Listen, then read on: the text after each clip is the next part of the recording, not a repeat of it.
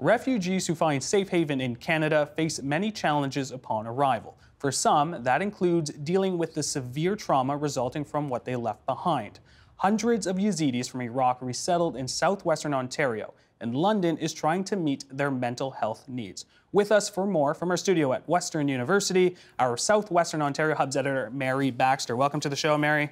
Thanks, Jayan. Good to see you. Good to see you. Now, close to a third of the Yazidi refugees who came to Canada from Iraq over the past couple of years have settled in London. Take us through what brought them there. They identify by their religion, which is called Yazidism. It's made them the target over the past several centuries of others, and they estimate, the Yazidi people estimate that they've experienced 74 genocidal efforts to just basically, obviously, destroy their communities.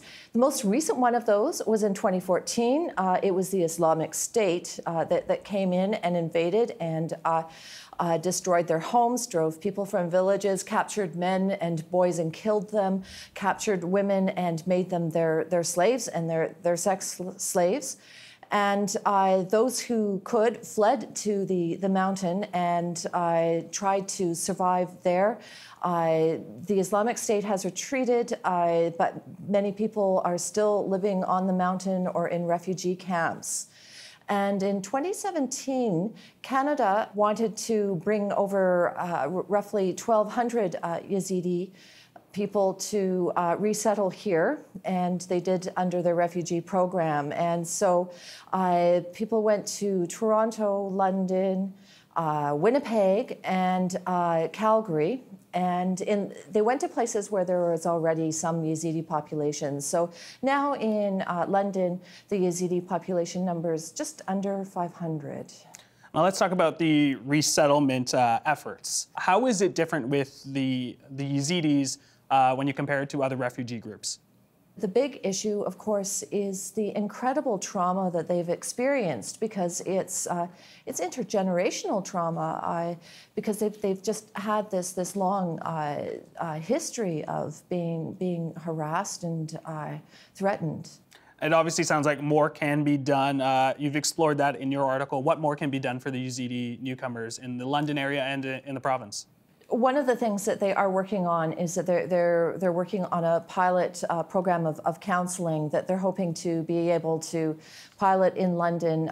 Some of the mental health organizations and agencies here, and to eventually roll it out across Canada to be able to adapt the program to other refugee groups who have also experienced extreme trauma. There's been a push federally to try to speed up the ability for the other Yazidi to come over and join their families here, which they think is really helpful in terms of trauma. But it's also had a huge impact on resources here in London, for instance, with the some of those that are counseling in terms of money. There's been lots of surprises. So, for instance, riding public transit is a real trigger point for many people, because it was on buses that they experienced assault, rape, and so they're frightened. There's been money that's had to be spent to provide them with alternate transit to be able to get to counseling. The issues of the impact of all of that trauma is far more than anyone anticipated. Government or advocates and doctors are pushing for more money to be able to treat that. And so the federal government has been on board saying that it would agree to bringing families over, but the federal conservative immigration critic who has championed the Yazidi cause for several years now, has said they're not moving fast enough. So it's still in flux. A very important story. I kind of want to change gears a little bit. There's a story that we joined forces on, and it's about two border cities that are collaborating through music. What was the highlight for you covering that piece? It was really fun to hear about some of the challenges of of working creatively across the border, because just think, like, for every time that you do a performance, you're having to go into another country, you know. And one of the questions that I asked the executive director was, well, you know, what happens if you're held up at the border? I don't think a lot of people know this about me, Mary, but in high school I was what you call a band nerd, and I played the trumpet, and seeing kind of the full performance that the ISO put together was probably the biggest highlight for me.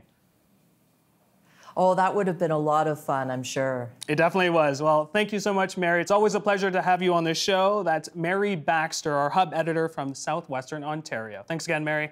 Thanks, Jan.